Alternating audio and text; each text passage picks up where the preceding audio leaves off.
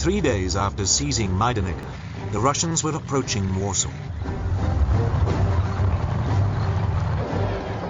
But here the Red Army paused. Stalin now stood ready to do what Hitler had done before: grab land, not in the name of Lebensraum, but of communism.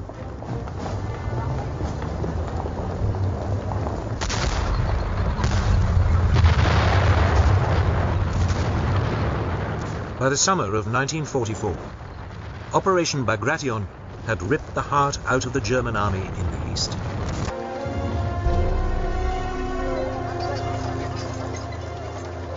The Red Army now paused and dug in along the river Vistula, south of Warsaw.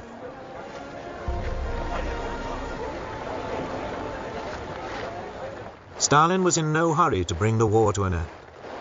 With Europe in turmoil, conditions were ideal for the spread of communism.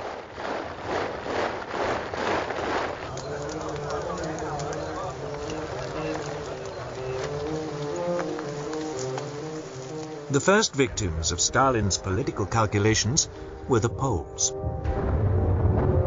On August 1st, 1944, the Polish Home Army rose up in Warsaw against its Nazi occupiers.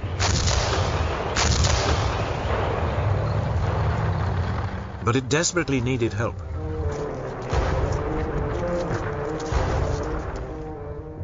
The Red Army, camped just to the south, was perfectly placed to provide it.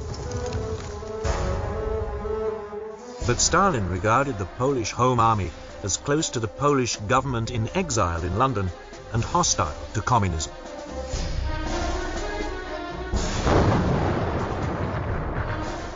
So he turned a blind eye to the plight of the Polish for terrible brutality. The Germans wouldn't finally be pushed out of Poland until the Russian army drove them out in January 1945.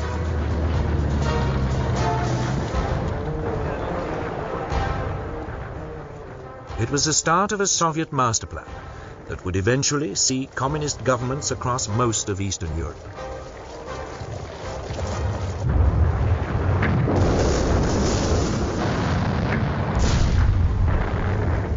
To the north, contingents of the Red Army continued to clear the Germans out of the Baltic states. These would later be incorporated into the Soviet Union.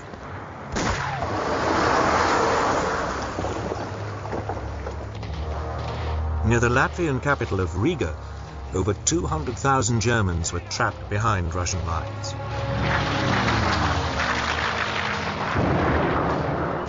But Hitler, still determined to hold on to his Lebensraum, refused to countenance a retreat.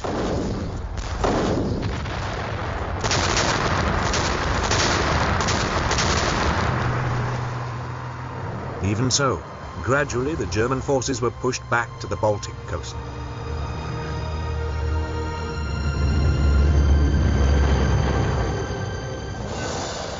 By mid-October 1944, the Germans had been squeezed onto the Courland Peninsula, west of Riga. They would remain marooned there for the rest of the war, when they eventually surrendered to Soviet forces.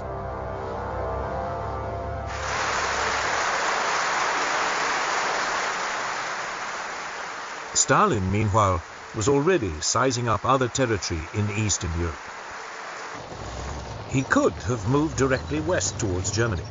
Instead, units of the Red Army moved south in a vast thrust down through the Balkans.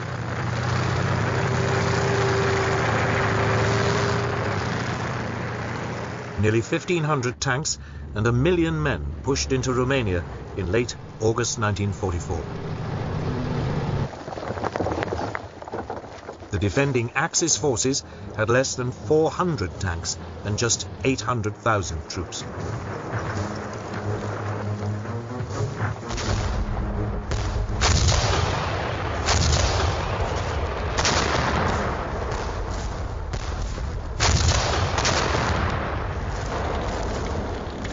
Pro-German Romanian troops gave way almost immediately all along the front.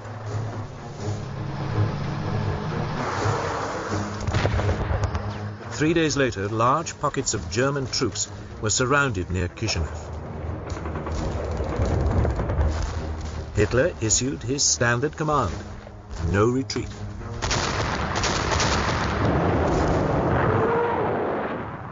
For 9 days there was bitter fighting.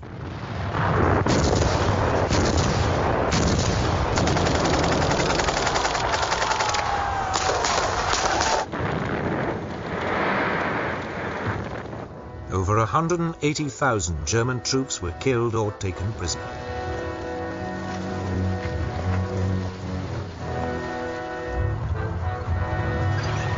The remainder beat a belated retreat.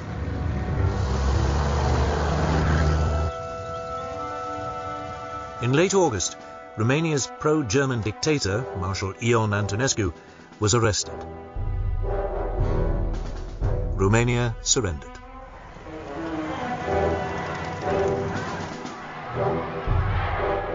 By the end of the month, the Red Army was in Bucharest and had occupied the strategically important Romanian oil fields. It meant Germany had lost its main supply of oil. 3 Soviet armies now moved south into Bulgaria.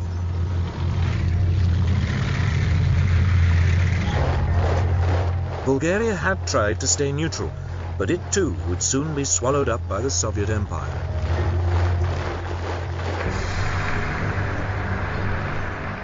Meanwhile, the rest of the Russian forces now moved west towards Yugoslavia. German troops to the south, in Greece, faced being trapped.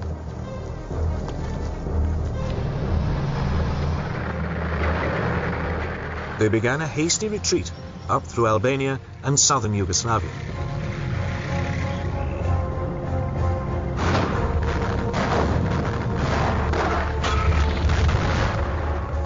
They were harried all the way by Albanian and Yugoslav partisans.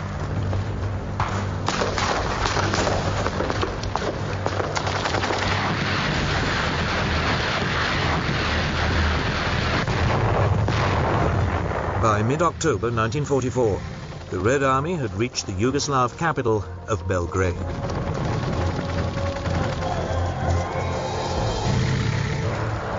Only now did it begin to swing north and west towards Hungary and then Germany. German reinforcements poured into Hungary to support the pro-Nazi puppet government, but the Red Army ground on.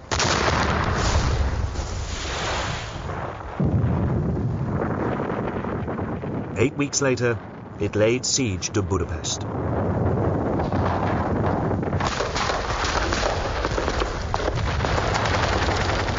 The siege lasted over 6 weeks before the German puppet government collapsed.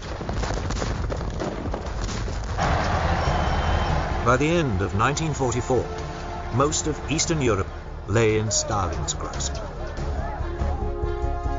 His troops controlled the Baltic states and Poland, Romania and Bulgaria. Pro-Soviet forces ruled in Yugoslavia and Albania. Hungary and Czechoslovakia were in his sights.